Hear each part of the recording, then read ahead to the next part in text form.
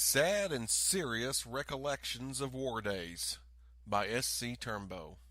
On the 6th of August, 1907, I met Mr. Buck, or L.M. Toney, son of Captain L.D. Toney at Yellville, Arkansas, and I had an interview with him relating to the early days of Izard County, Arkansas. Now, Mr. Toney said that he was born in North Alabama July 14th, 1849, and came to Izard County with his parents in 1854. Now, his father settled on the land what is known as the Philadelphia Academy, 3 miles northwest of Wild Haws. There's an excellent spring of water on this land, and my father built the first cabin here. Kurt Stevens, a slaveholder, also lived near this land. Abe Byler was another early settler in this neighborhood and owned a big tannery. Now, he purchased all the cattle hides that was in reach of him and tanned a great deal of leather, which he sold to the settlers to make shoes out of.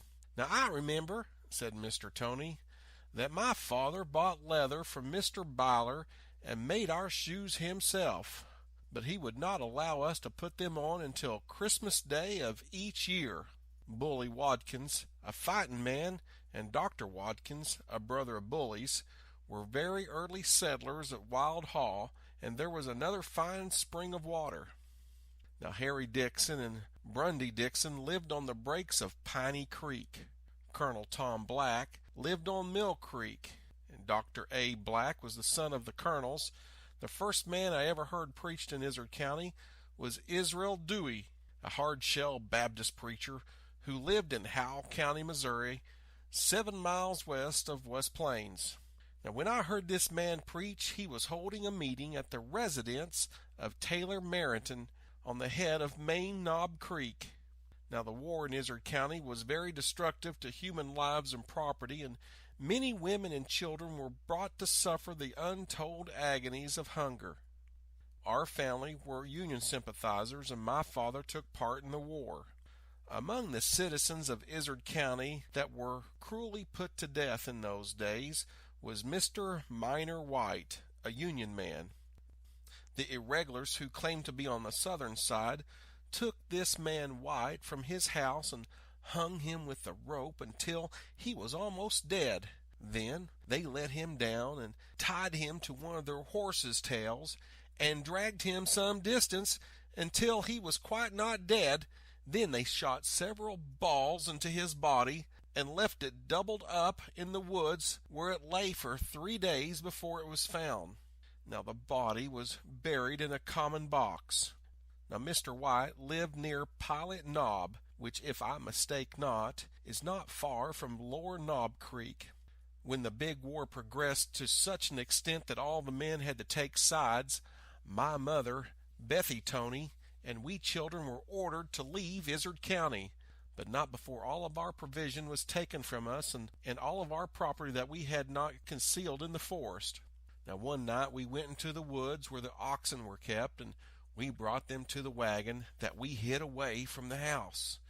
And after yoking up the cattle and hitching them to the wagon, we drove to the house and loaded in what household we had left and started on our long, rough journey into Missouri. We found but little to eat and were clothed very scantily, but we traveled until we had crossed the state line into Missouri, and after getting 4 miles into Oregon County and 18 miles of Thomasville, we were robbed of our wagon, oxen, and everything else except a few clothes we had on, and were set adrift. Now, this was in the month of February, but the weather happened to be mild, or we would have frozen to death. My brothers and sisters' names were Martha, Jim, Fanny, John, and Darling. The latter was the baby, and we carried him. And John, he was 3 years old, and it was an actual fact that this boy walked 16 miles one day. The country was nearly deserted of humanity. The terrible war had driven them away north or south. A woman and her child was found every now and then who had braved all the risk and remained in their cabins. I recollect we stopped a short time at the Joe Gamblin house, where we got a small bit of provision which was just a taste for each of us. And we laid out one night on the Ben Alsop farm in Hooten Valley.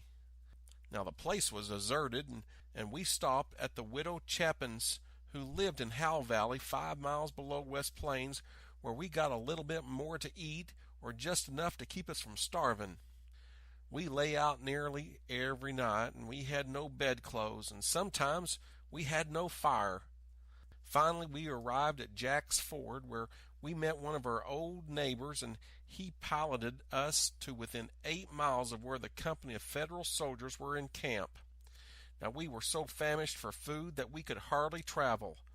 Now on arriving in camp, the officers provided us with food, which we were very thankful to receive. Our suffering after this was not so serious.